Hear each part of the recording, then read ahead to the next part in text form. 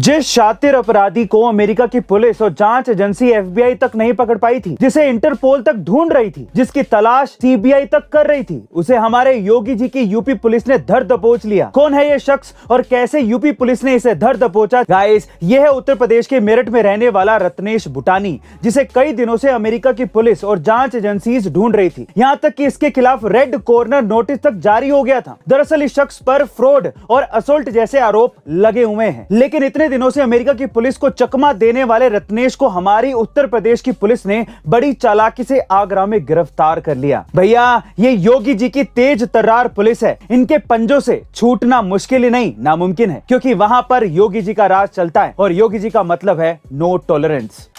दुनिया का एक ऐसा अमीर शख्स जिसके पास 500 से ज्यादा रोल्स रॉयस कार रखने का वर्ल्ड रिकॉर्ड है, खुद का आलीशान महल है, प्राइवेट प्लेन है और 7000 अलग अलग लग्जरी कार का कलेक्शन है। कौन है शख्स? देखिए, वो शख्स जिसके पास 500 से ज्यादा रोल्स रॉयस कार हैं, वो है ब्रुनेई के सुल्तान हसनल बोल्किया, जिनका नाम दुनिया के सबसे अमीर लोगों में शामिल है और 500 रोल्स रॉयस रखने के लिए उनका नाम Guinness book of world record में भी दर्ज करवाया गया है। इसके अलावा इनके पास 7000 अलग अलग लग्जरी कार भी हैं, जिसमें से कुछ कारें तो ऐसी हैं जो कि सिर्फ इन्हीं के लिए बनाई गई थी।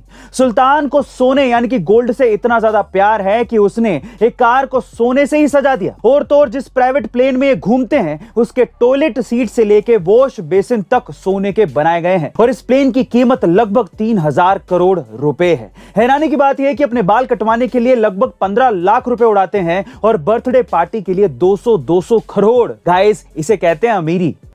वंदे भारत ट्रेन दूसरे देशों की ट्रेनों के मुकाबले 3 गुना कम खर्चे पर बनी है और इसे बनाने वाला कोई और नहीं बल्कि एक भारतीय इंजीनियर है। कौन है वो इंजीनियर और उसने वंदे भारत ट्रेन बनाई कैसे? देखिए, रेलवे के एक इंजीनियर ने अपनी रिटायरमेंट से पहले आखिरी पोस्टिंग आईसीएफ चेन्नई में ले ली, जहां ट्रेन के डिब्बे बनाए जाते हैं। ऐसा इसीलिए क्योंकि वो इंजीनियर एक सेमी हाई स्पीड ट्रेन बनाना चाहता था और ये बात उस समय की है जब टेल्गो नाम की स्पेनिश कंपनी 10 डब्बों की ट्रेन बनाने के लिए हमसे 250 करोड़ रुपए चार्ज कर लेती थी। और इसी वजह से उस इंजीनियर ने ये ठान लिया कि वो इससे भी कम पैसों में भारत के लिए ट्रेन बनाएगा। इसके बाद उन्होंने रेलवे डिपार्टमेंट से रिसर्च करने और ट्रेन बनाने के लिए 100 करोड़ रुपए का बजट मांगा और बजट अप्रूवल के बाद उस इंजीनियर ने अपनी टीम के साथ मिलकर 2 साल की मेहनत की और 2 साल की मेहनत के बाद उन्होंने जो ट्रेन बनाई उसे आज हम लोग वंदे भारत ट्रेन के नाम से जानते हैं। इस ट्रेन को बनाने वाले उस इंजीनियर का नाम है सुधांशु मनी। भारत के सपने को पूरा करने के लिए हम उन्हें सल्यूट करते हैं।